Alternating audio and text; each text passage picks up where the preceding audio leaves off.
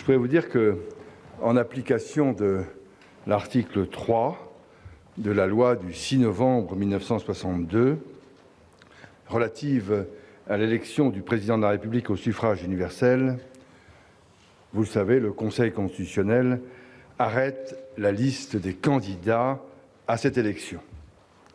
À cet effet, le Conseil constitutionnel a procédé à diverses vérifications.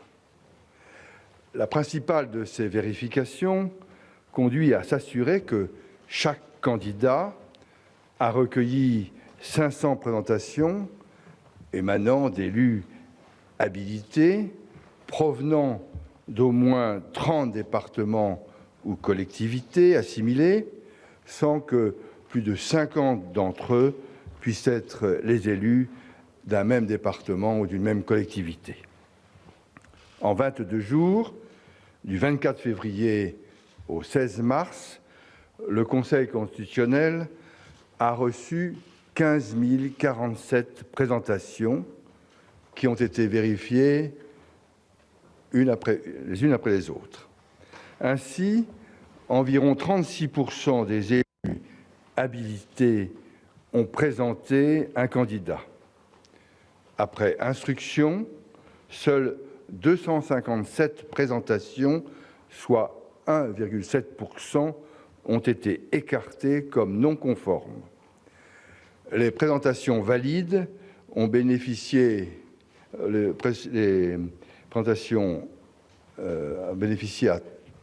39 personnes, 17 d'entre elles comptant plus de 10 présentations. Par ailleurs, le Conseil a vérifié que chaque candidat remplissait les autres conditions fixées par la loi du 6 novembre 1962, et notamment était en possession de ses droits civiques. Le Conseil s'est aussi assuré que chaque candidat lui avait remis, d'une part, une déclaration de candidature et, d'autre part, une déclaration de situation patrimoniale, celle du candidat qui sera élu devant être rendue publique. Au terme de ces vérifications, le Conseil a procédé au tirage au sort de l'ordre des candidats qui sont au nombre de 10. Cet ordre est le suivant.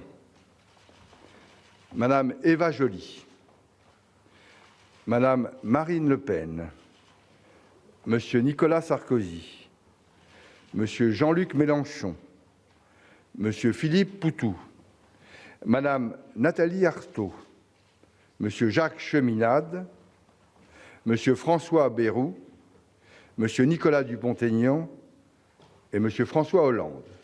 Voilà la liste des candidats et l'ordre de ces candidats. Voilà, je vous remercie et nous sommes très heureux de vous avoir rencontré ce soir au Conseil constitutionnel. Merci.